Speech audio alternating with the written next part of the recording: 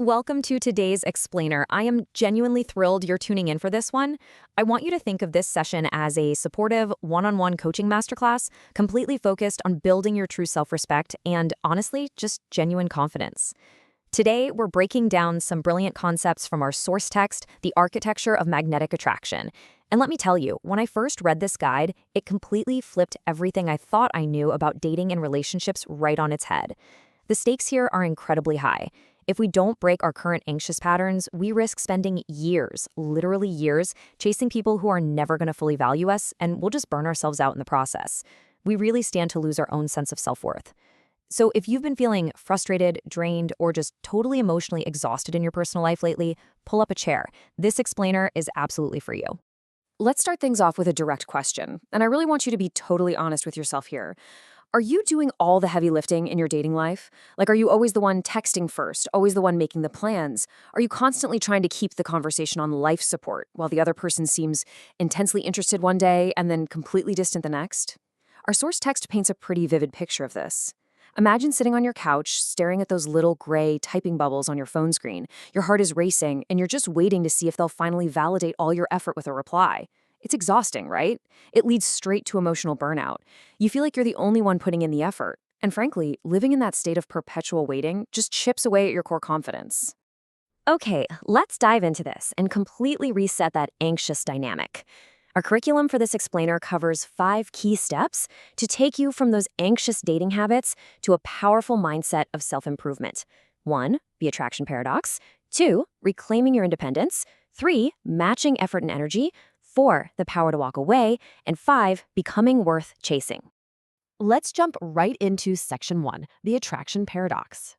Our source material lays out this really fascinating dynamic about the psychology of human connection.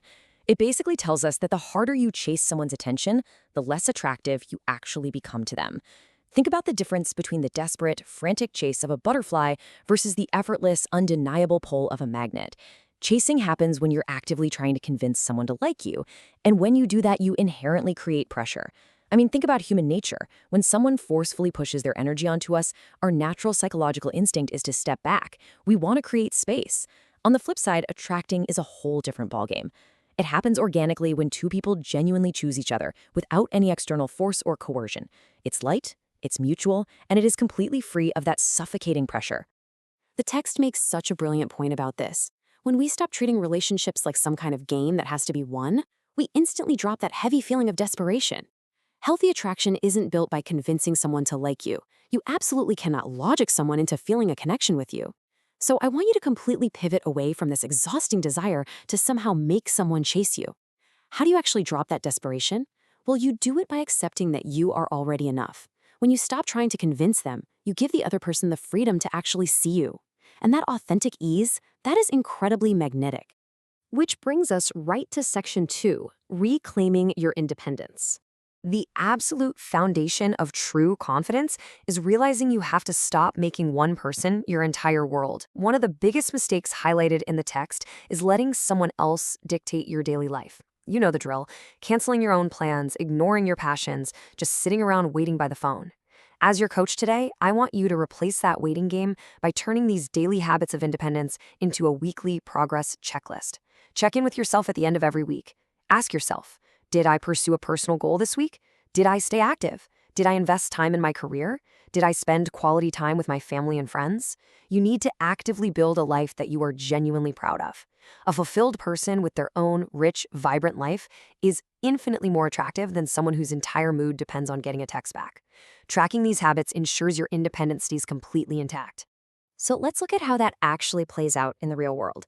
It really comes down to the difference between being constantly available versus living a balanced life. Now, being dependable is a fantastic trait, right? But imagine the anxiety of literally dropping a stack of important papers at work or rushing out in the middle of a gym session just to instantly grab a buzzing phone. When you do that, you're unintentionally communicating that your own priorities just don't matter.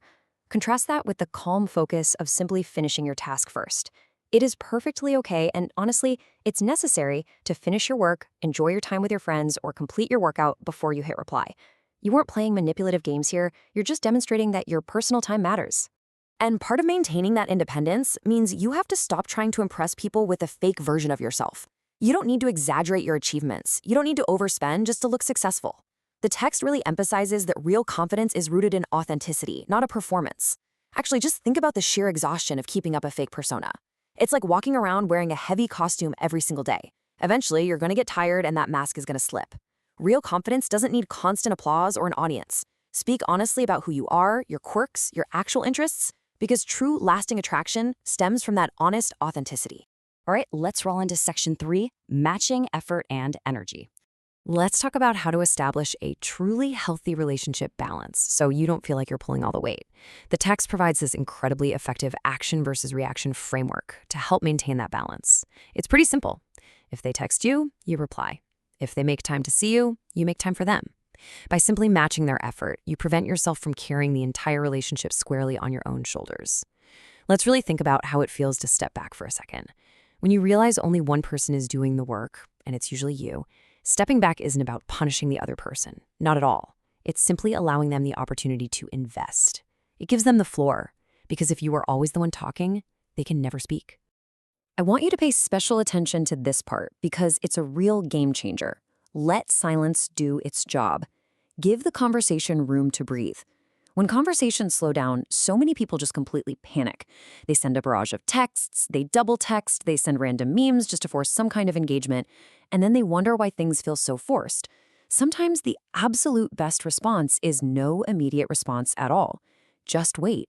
Notice how that silence felt just now? You really don't have to fill every gap. That empty space is actually where attraction grows. If they are genuinely interested, they're going to reach out when they're ready. Moving right along to section 4, the power to walk away. This is arguably one of the most vital self-improvement skills mentioned in our source material, knowing exactly when it's time to step back. Walking away starts with knowing your limits. The text provides these 3 concrete metrics to measure whether your boundaries are actually being respected. Number 1, they consistently ignore you. And to be clear, this isn't about missing a text because they're in a meeting. This is a clear pattern of deliberate digital absence. Number 2, they cancel plans without explanation. Your time is incredibly valuable, and dismissing it without a valid reason is a glaring metric of disrespect. And number 3, they treat you like an option rather than a priority, only reaching out when it happens to be super convenient for them. When your effort isn't being appreciated and these specific metrics show your boundaries are being crossed, you absolutely must recognize the pattern. And when you do see those patterns, that is when you exercise the power to walk away.